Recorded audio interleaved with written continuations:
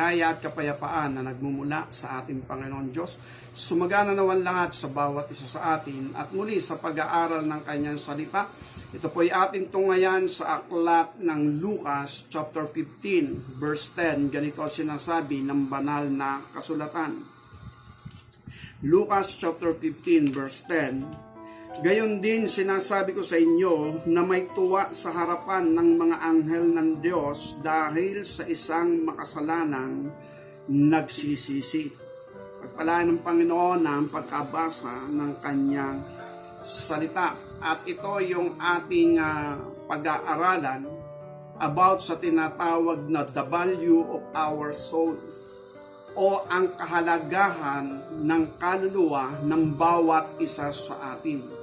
At dito nga, sa talatang ito ay sinabi ng ating Panginoon Jesucristo sa mga nakikinig sa Kanya, sa Kanyang mga alagad, na may malaking galak o may katuwaan sa harapan ng Diyos sa mga anghel dahil sa isang tao na nagsisisi. Dahil ang pagsisisi, kung ito yung tinatawag na sincerity ng kanilang puso, ng kanilang diwa, ng kanilang kalooban na magbalik loob sa ating Panginoon. Ang paraan lamang ng mga bagay na ito ay yung tinatawag na paglilinis o yung tinatawag na pag-aalis ng mga bagay na nagpadilim sa buhay ng tao na dili iba at walang ang kasalanan o ang tinatawag na kasalanan na pinasok ni Eva at ni Adan. Kaya dahil dito, eto ngayon yung sinabi ng banal na kasulatan ng ating teksto na sinasabi rito ay may malaking kagalakan sa harapan ng mga anghel ng Diyos dahil sa isang taong nagsisisi. Kaya napakahalaga dito yung sincerity ng tinatawag na pagsisisi. Hindi ito yung pagsisisi na hindi talaga nauunawaan ang mga bagay na kalooban ng Diyos. Kaya meron tinatawag na palagi na lang nagsisisi at palagi rin namang ginagawa ang kasalanan, pinagsisihan. Pero yung pagsisisi na nakikita ng mga anghel ng ating Panginoon Diyos, yung pagsisisi ng pagtalikod at paglabas sa kapangyarihan ng kasalanan at pagbubuhay muli ng relasyon o ang ugnayan ng tao at ng ating Panginoon Diyos. Kaya dahil dito, bakit nga baga ang mga anghel ay merong malaking kagalakan, merong malaking katuwaan?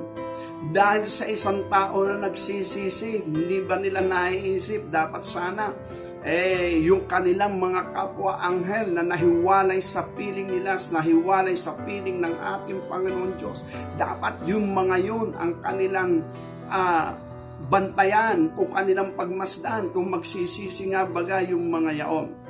Bagamat sa banal na kasulatan ay wala nga. Sabi nga, walang pagpapakumbaba doon sa mga fallen angel. Sa lahat ng mga anghel na ibinaba ng ating Panginoon Diyos ay wala rin yung tinatawag na pagpapakumbaba. Unlike o compare sa tao na magkasala si Eva at si Adan, ay binihisan sila ng ating Panginoon Diyos ng balat ng hayop o kasuotang balat. Kaya yung sabi ng Genesis chapter 3 verse 21, iginawa sila ng ating Panginoon Diyos ng kasuotang balat. Coat of skin, nang ibig sabihin ito'y mula sa balat ng hayop.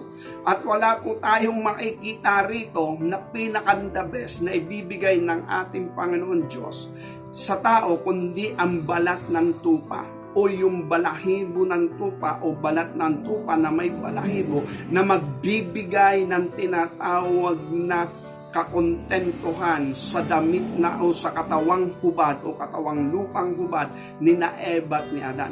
Kaya dahil dito, ito ay isang hiwaga o isang simbolo na kung saan ito ay magaganap in the future. At ito ay dahil sa pagpapahalaga ng ating Panginoon Diyos sa kaluluwa ng tao. Ano ba yung kaluluwa? Ano ba yung tinatawag na kaluluwang may buhay? Ito po ay immortal dahil ito yung tinatawag na hininga ng ating Panginoon Diyos, breath of God. Kaya kung titingnan natin sa Genesis chapter 1, chapter 2, kung paano nilikha ng ating Panginoon Diyos ang tao, nilikha niya ito sa pamagitan ng alabok ng lupa. At ang sabi nga nila, let us make a man in our likeness, in our image. At yung likeness and image na yon ay lagi natin sinasabi, that is a holiness and righteousness of God. Yung holiness and righteousness of God, inilagay niya sa tao. And then, papaano niya nailagay sa tao? Nanlikain kasi ng ating Panginoon Diyos ang tao mula sa alabok ng lupa. Ang tao ay nabuo, ang tao ay nalikha, pero ang sabi doon, wala pang buhay. Kaya ibig sabihin, mula sa alabok ng lupa, nabuo ang katawang lupa, nabuo ang tao, yung tinatawag ng katawang lupa. Pero nang mabuo ito, walang buhay, as in walang buhay.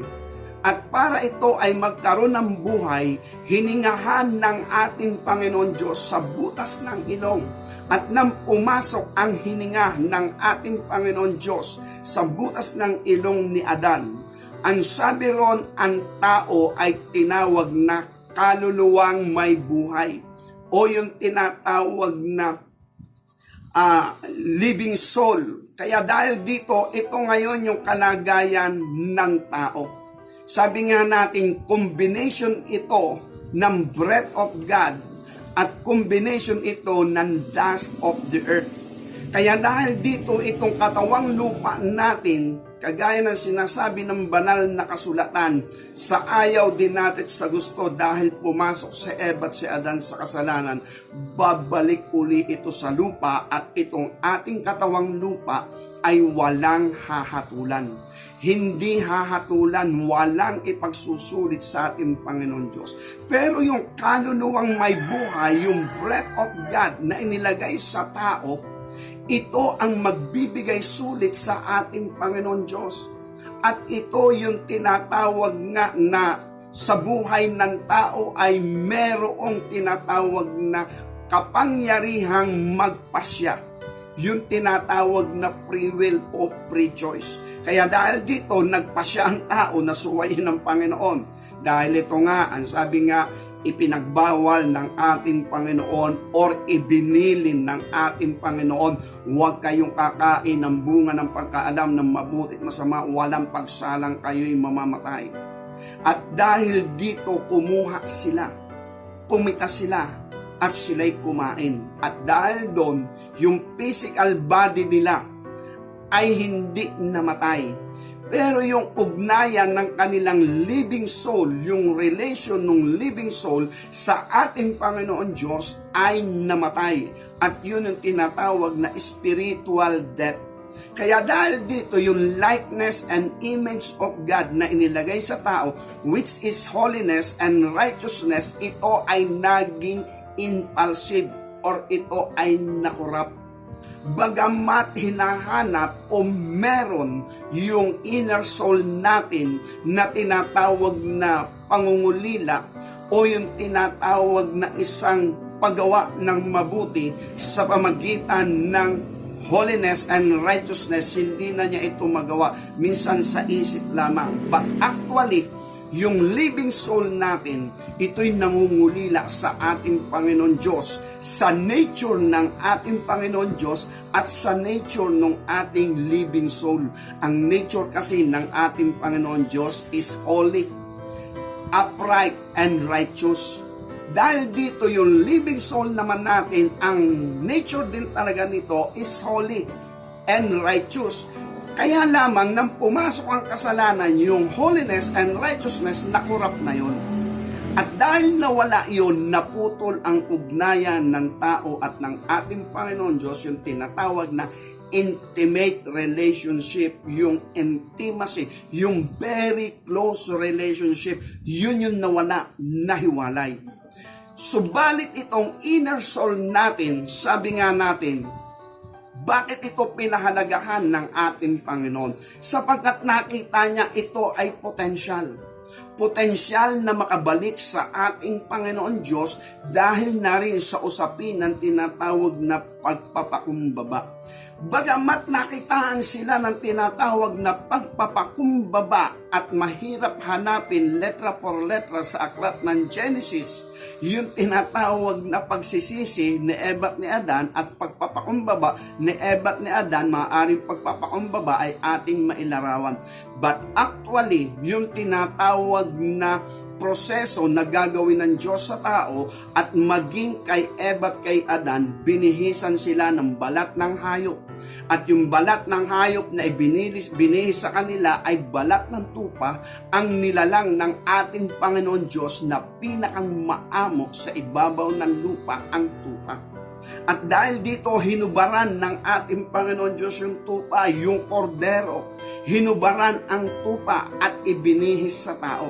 Kaya ito nga yung ating pangangaral noon na sabi nga ay ang tupa na walang kasalanan, walang kinalaman sa ginawa ni Eva at ni Adan, sila yung nagbubuk ng dugo. Sila ang nagbuwis ng buhay. Sila yung nahubaran, and then yung nahubad sa kanila, nakasakotan, ay ibinihis sa tao. Kaya dahil dito, ang tao ngayon ay nagdamit ng isang larawan ng tupa. Nang ibig sabihin, isang simbolo ng pagpapakumbaba sa kanilang mga buhay. Kaya dahil dito, eto ngayon yung inalongran na future kung paano pinahalagahan ng ating Panginoon Diyos at pinahahalagahan ang kaluluwa ng tao. Dahil ito nga ay isang immortal. Ito ay may tinatawag na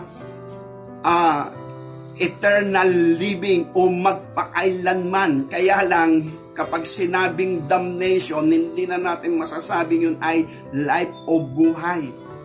Kundi ito ay isang torment, ito ay isang panes o isang pagdurusa. Kaya dahil dito, ito yung ating makikita sa banal na kasulatan, in a long run. Ito ngayon, tayo ay tinubos ng ating Panginoon Kristo at siya yung sinasabing ang kordero ng Diyos na nag-aalis ng kasalanan ng sanlibutan. John chapter 1 verse 29, ito yung sinasabi ng banal na kasulatan. Sinabi ni Juan Bautista na makita niya ang ating Panginoon Kristo ay kanyang sinalita o sinambit niya, narito ang kordero ng Diyos na nag-aalis ng kasalanan ng sanlibutan. Kaya dahil dito, ito rin yung ating mapapansin. Ang kordero ng Diyos na nag-aalis ng kasalanan ng sanlibutan, ang kordero ng Diyos na nagkatawan tao, walang iba kundi ang ating Panginoon Kristo. Walang kasalanan, as in walang kasalanan. Pero siya yung nagbuwis ng kanyang sarili upang tayo ay matubos sa kasalanang ginawa ni Eva at ni Adan. Gaya nga ng tupa na walang kinalaman sa ginawa ni Eva at ni Adan, sila ang nabubuan dugo. Sila ang nagbuwis ng buhay at hinubaran pa ng ating Panginoon Diyos. At yung hinubad sa kanila, ibinihis sa tao. At ito yung makikita natin sa aklat ng Pilipos chapter 2. Verse 6 to 7 na sinasabi nga roon na hindi niya inari na pumantay sa ating Panginoon Diyos. Bagamat nasa kanya yung karapatan, pero hinubad niya yun at nakianyong tulad sa isang alipin. Nang ibig sabihin, bagamat siya ay nasa kalagayan na parehas sila ng ating Panginoon Diyos o ng Ama, ay hindi niya inangkin ang mga bagay na yon, kundi siya'y nakitulad sa tao na gaya ng isang alipin. Gaya ng ating pag-aaral, sa mga bago pa lang po na nakakapakinig ng video na ito, tingnan po natin yung Jesus Christ, who is He. Sino nga ba ang Panginoon Kristo? Siya ang berbo ng Diyos at sa pamagitan ng berbo, ang berbo kasi sa Tagalog ay salita, sa English ay ginamit din yung tinatawag na word. In the beginning was the Word, and the Word was with God, and the Word was God. Sa John chapter 1 verse 14, and the Word became flesh, at ang berbo'y nagkatawang tao.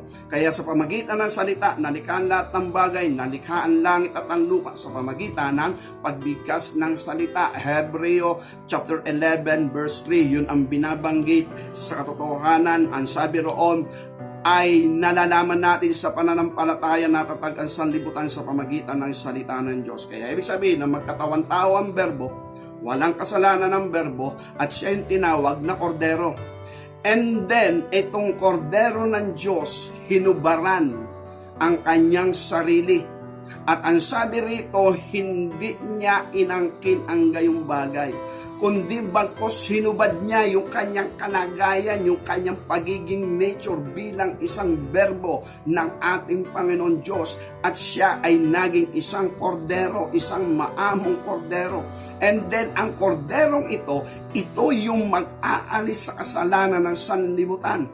At dahil dito, hinubad niya yung kanyang nature. At ang sabi ng Galatia chapter 3, verse 27, ang lahat na nabautismohan kay Kristo ay ibinihis si Kristo. Yung hinubad ng berbo ay ibinibihis sa lahat ng nababautismohan kay Kristo. Kaya dahil dito, yung tupa na walang kinalaman sa kasalanang ginawa ni Eva at ni Adan, hinubaran ng ating Panginoon. Din yung hinubad sa tupa na bihisan, isinuot ngayon kay Eva at kay Adan. Then ganito rin yung berbo, ganito rin yung kordero ng Diyos. Bilang berbo, bahagi siya sa lahat ng creation dahil siya yung berbo ng ating Panginoon Diyos. Ibig sabihin, hinubad niya yon, naging nakitulad sa tao at nag-anyong alipin. And then, lahat daw ng binabautismuhan kay Kristo ay ibinibihis si Kristo. Kaya dahil dito, kung ibinibihis ang ating Panginoon Kristo, yung nature ng berbo, hinubad niya yon. At naging nakitulad siya sa tao. At dahil dito, ang lahat naman na nabautismuhan kay Kristo ay ibinibihis ang ating Panginoon Kristo.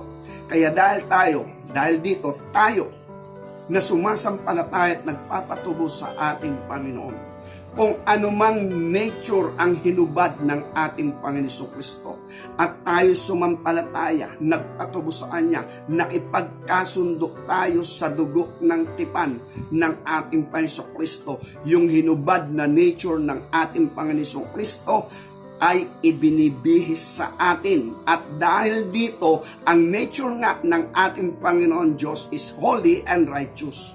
Kaya dahil dito, bumabalik uli ngayon sa buhay ng tao yung holiness and righteousness, at yung kasalanan dahil tayo nagpatubos, nahahawi, nawawala, nabubuhay uli yung ugnayan ng tao at ng ating Panginoon Diyos. At dahil dito, ito ay dahil sa biyayang ginawa ng ating Panginoon Kristo, ng ating Panginoon Diyos, nang makita niya si Eva at si Adan may potensyal sa pamagitan ng pagpapakumbaba, at sa kanilang pagpapakumbaba, kinuha ng Panginoon Diyos yung kordero, yung tupa, hinubaran niya, nabubuan dugo, nawala ng buhay, pero yung hinubad sa tupa, ibinihis sa tao.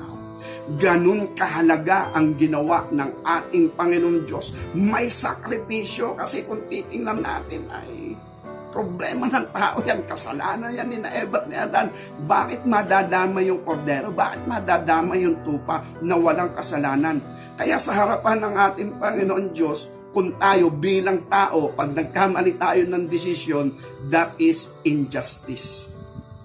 Na ang magsasakripisyo ngayon ay yung mga walang kinalaman sa pangyayari, alang-alang dun sa nagkasala. Dapat sana ang mawawalan na talaga ng buhay ay yung nagkasala.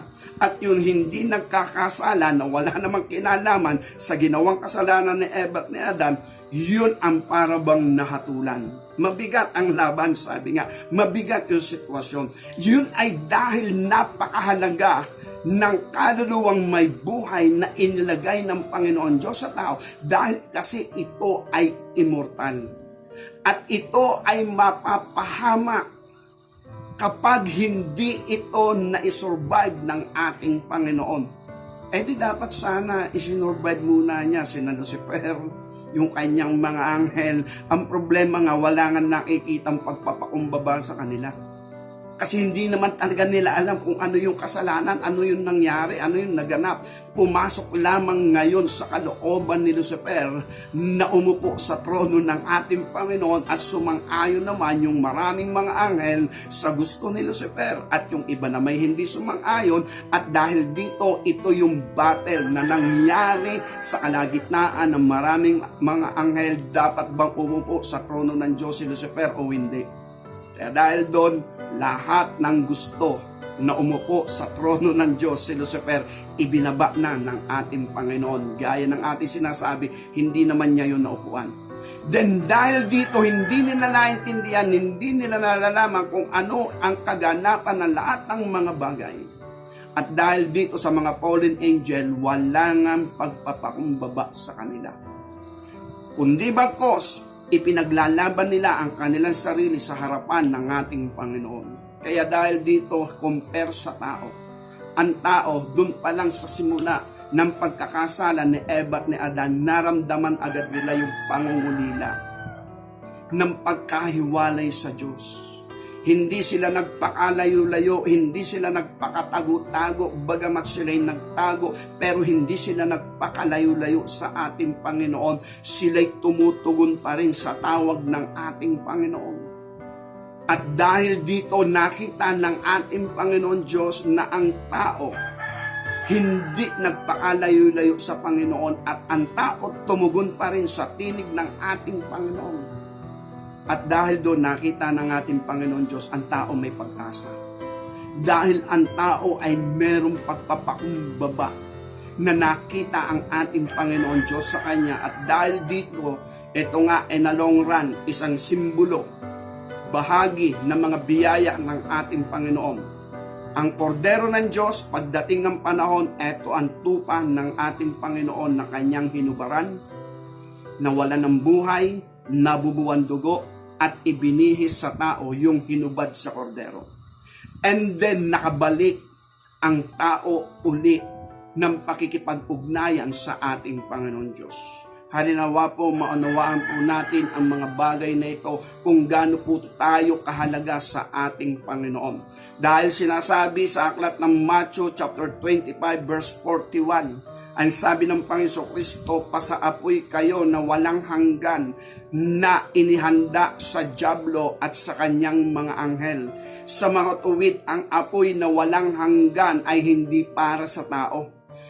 Pero nadamay ang tao dahil sa dyablo at sa kanyang mga anghel sa pamagitan ng kanilang mga daya. At dahil dito, napakahalaga na maunawaan natin ang mga bagay na ito sa pamagitan ng pagliliwanag ng katotohanan upang tayo ay magkaroon ng tinatawag na tama at mabuting pagpapasya. Okay, ano ba ang kinalalagyan ng ating kaluluwang may buhay? Ang sabi nga ng ating Panginoon Kristo sa Matthew chapter 16 verse 26 ay sinasabi niya, ano nga ba ang pakikinabangin ng tao?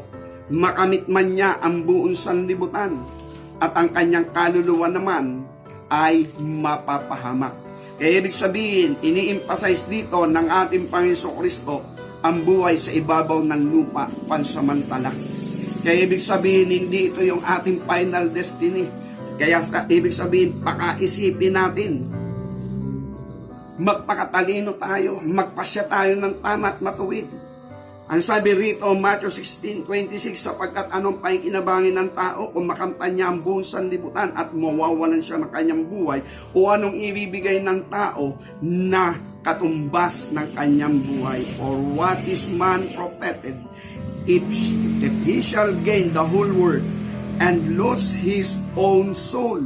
Or what shall man give in exchange for his soul? Ang buhay dito ay soul, kaluluwang may buhay. Sapagkat kung ang ating bibigyan lang ng atensyon ay ang mga bagay na naririto sa ibabaw ng lupa, ibig sabihin, yan ay yung ating physical body. Hindi diyan pumapasok yung spiritual, yung breath of God na nagpapasya ng matuwid sa harapan ng Diyos, kasi yung spiritual matter natin, yung ating living soul, kapag yan nakabalik sa ating Panginoon or else yan ay nangulila, ang hinahanap niyan presensya ng ating Panginoon, at kapag kayan ay nakaunawa ng mga bagay ng ating Panginoon Diyos, ang destiny niyan eternal. Ang tinitingnan niya ay eternal. Sa ibabaw ng lupa, eto rin tayo. Pwede kang maghirap ng pamumuhay dito sa ibabaw ng lupa. Pwede ka namang guminhawa ng pamumuhay na ukol dito sa ibabaw ng lupa. Pero ang pinakang mahalaga ay yung pagginhawan ng ating kaluluwa dun sa kabilang buhay, yung sa usaping eternal. Kaya nga may nababanggit din sa aklat ng Lucas, tingnan po natin, chapter 16, na merong isang pulubi na si Lazaro, at kung saan ay ito ay pulubi, pero nang mamatay ay naandun sa sinapupunan ni Abraham, at meron namang mayaman na kung saan ay nagdadamit daw ng marangya, pero nang mamatay, andun naman siya sa Hades ng pagdurusa. Kaya sabi nga, think wise, o mag-isip tayo ng may katalinuhan. Kaya dapat umiral sa atin yung mga spiritual na bagay, kasi ang buhay dito sa lupa, pansamantala.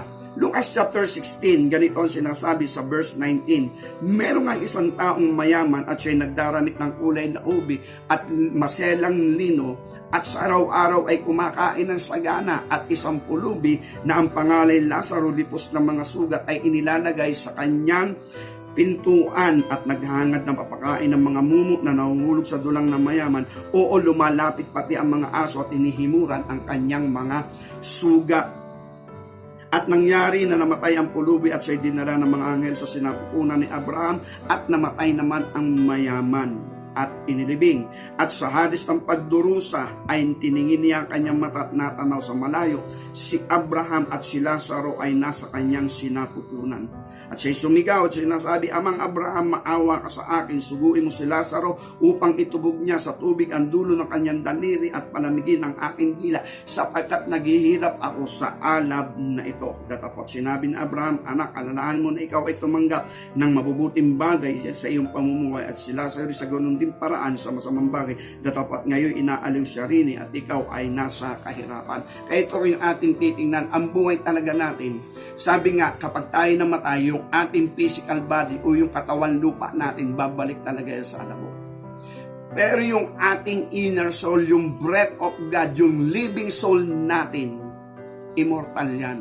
Meron niyang destiny. Kung dito sa lupa ayaw natin maghirap, dapat naging matalino tayo sa kabilang buhay. Dapat mas lalo natin pag-isipan na hindi tayo dapat maghirap sa kabilang buhay. Dahil ang kabilang buhay, ito ay eternal, magpakailanman. Ang hirap dito sa ibabaw ng lupa, pansamantala.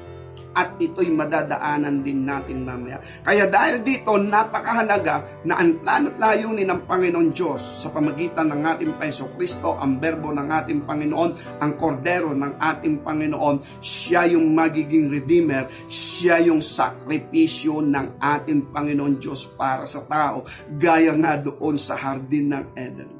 Ang Panginoon na walang kasalanan, walang kinalaman sa mga pasat desisyon ng tao, siya ngayon ay napasakripisyo alang-alang sa restoration ng tao, para ang tao ay ma-survive at ito ay hindi mapadako sa tinatawag na kaparusahang walang hanggan na inihanda sa dyablo at sa kanyang mga anghel. Kaya dahil dito ang ating Panginoon Kristo bilang Redeemer, bilang manunubos, ito yung sinabi niya sa Lucas chapter 23. Harinawa po'y maunawaan natin dahil medyo may kalaliman, pero hingin natin ang bukas na pangunawa sa pamagitan ng katotohanan at ng banal na espiritu ng salita ng ating Panginoon Diyos. Lucas chapter 23, Verse 27, ito ang sinasabi, at siya'y sinusundan ng isang makapal na karamihan sa bayan at ng mga babaeng nag-iiyakan, nananambitan dahil sa kanya. Datapwat paglingon sa kanila ni Jesus ay sinabi, mga anak na babae ng Jerusalem, huwag niyo akong tangisan, kundi tangisan niyo ang inyong sarili at inyong mga anak. Sapagkat narito darating ang mga araw na kanilang sasabihin, mapapalad ang mga baog at ang mga tiyang kailanman ay hindi nangagdalang tao at ang mga dibdib na kailanman ay hindi nangagpasuso. Kung magkagayon ay magpapasimulang sabihin nila sa mga bundok, mga hulog kayo sa ibabaw namin at sa mga burol, takpan nyo kami.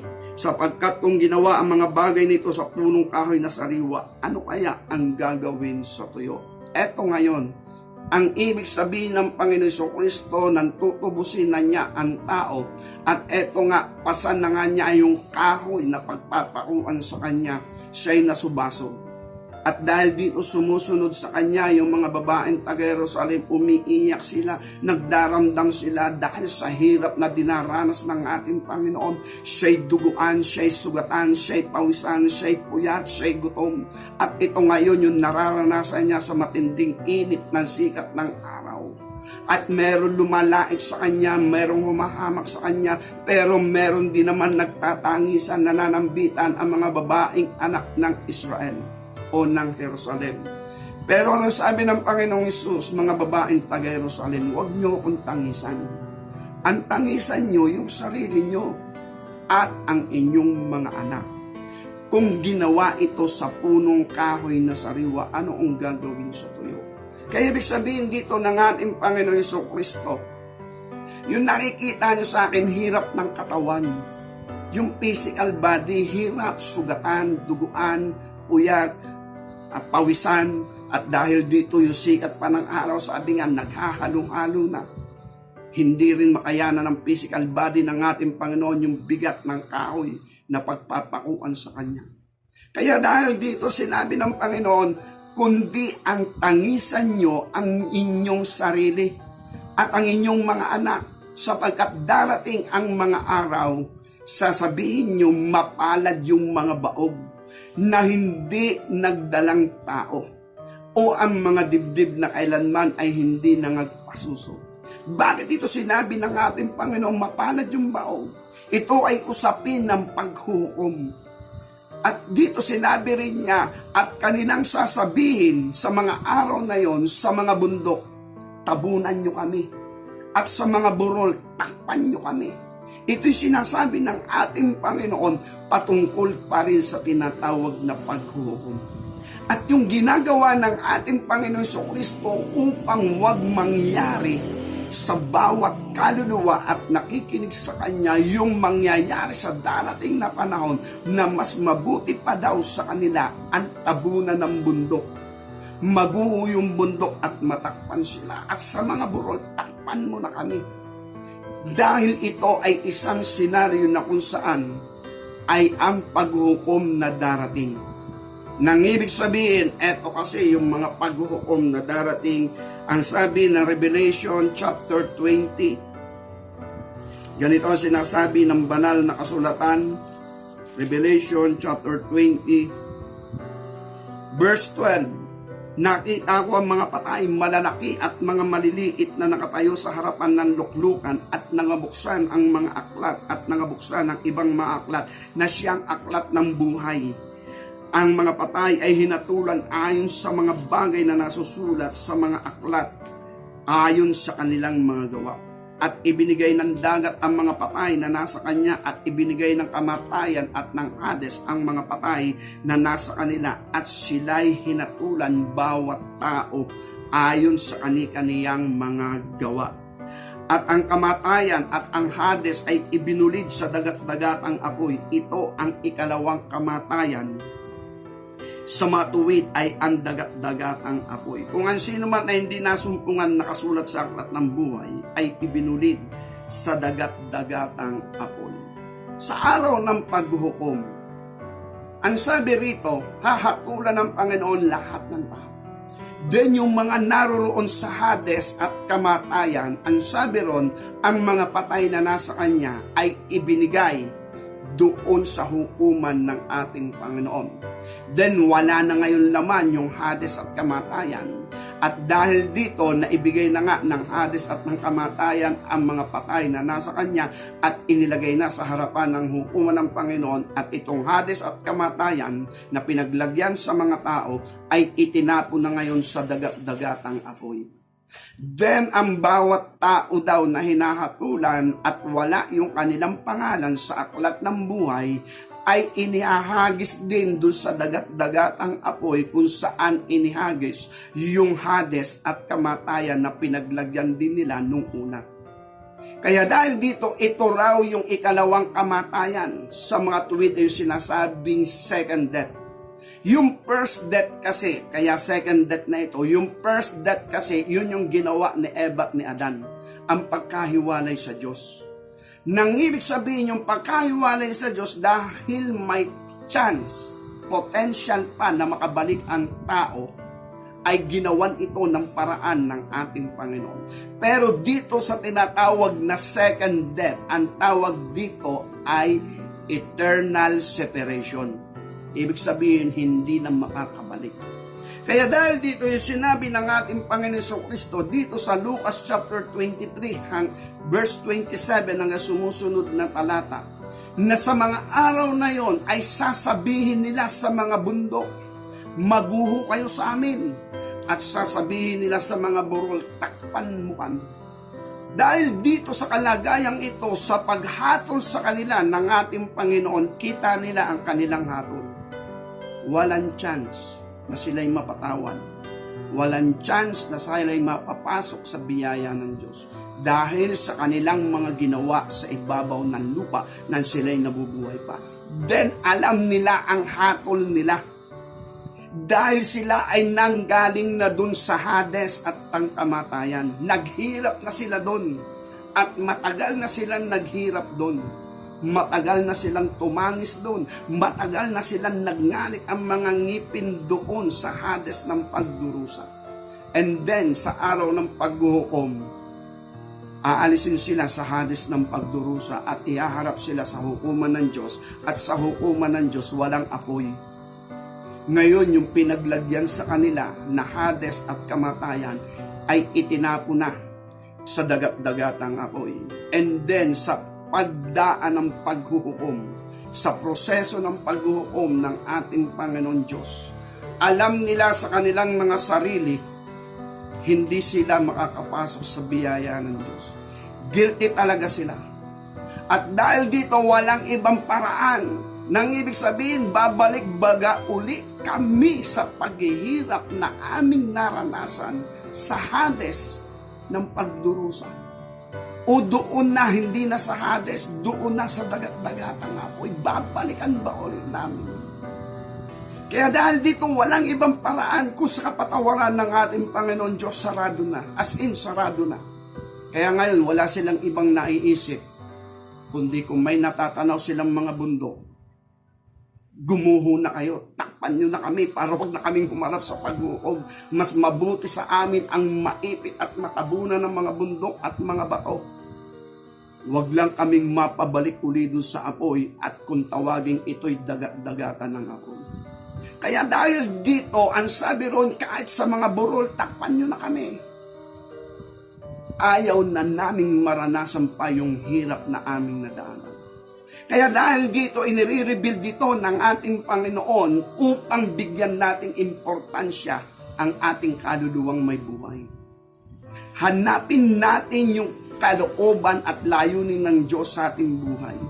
Kung ayaw natin maghirap dito sa ibabaw ng lupa, mas ladong huwag tayong maghirap sa kabilang buhay. Dahil itong ating physical body ito, babalik yan sa lupa. Naghihirap lamang yan habang tayo nabubuhay dito sa ibabaw ng lupa. Pero kung ikaw ay punong kahoy ng katwiran ng ating Panginoon Diyos, ilalagay ka ng ating Panginoon sa siping ng tubig o sa tabi ng ilog o sa tabi ng batis. Ikaw ay mananariwa sa panahon ng tagtuyo. Ibig sabihin, hindi ka naman pababayaan ng ating Panginoon. Kaya sa Bible, may binabanggit doon, yung Matthew chapter 6 verse 33, "But seek ye first the kingdom of God, and all these things shall be added unto you." Anong ibig sabihin nito? Unahin muna natin kaharian ng Diyos, kaligtasan muna natin. Yung kaharian muna ng Diyos, kaharian ng langit, yung katubusan muna natin, yun muna ang unahin natin. And then live in righteousness. Yun tayo'y maging mga punong kahoy ng katwiran sa ibabaw ng lupa na siyang plano ng Diyos sa lahat ng inire-restore niya, sa lahat ng nagbabalik loob sa Kanya. At yun yung Isaiah chapter 61 verse 3. "Seek ye first the kingdom of God and His righteousness. All these things shall be added unto you."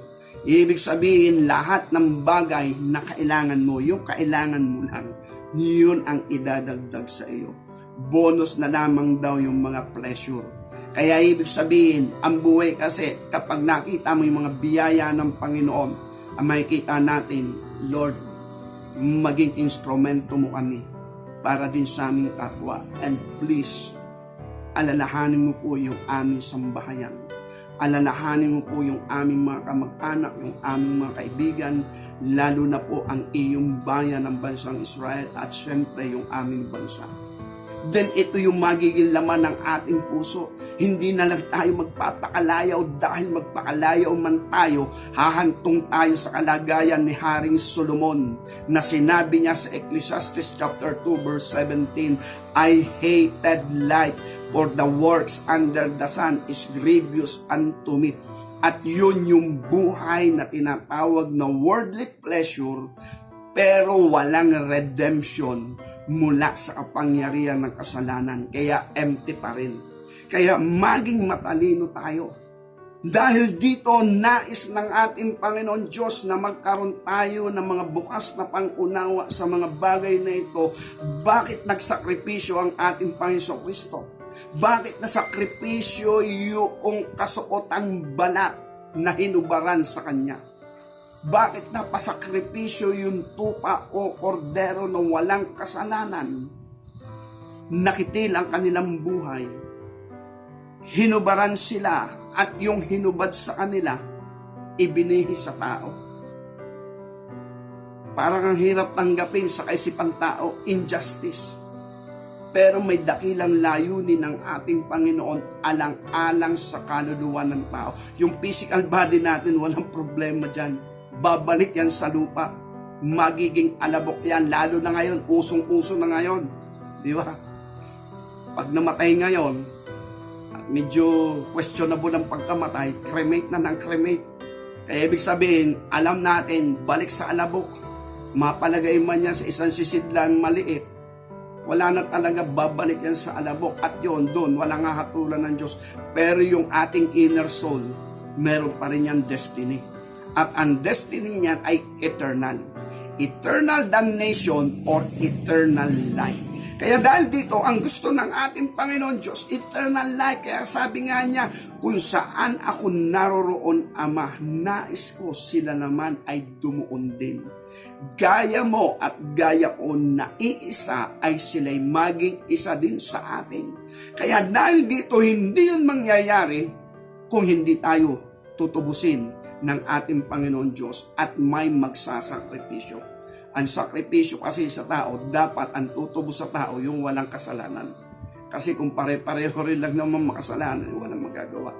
Pero salamat sa dugo ng tipan na itinatag ng Panginoon Kristo at ng ating Panginoon Diyos.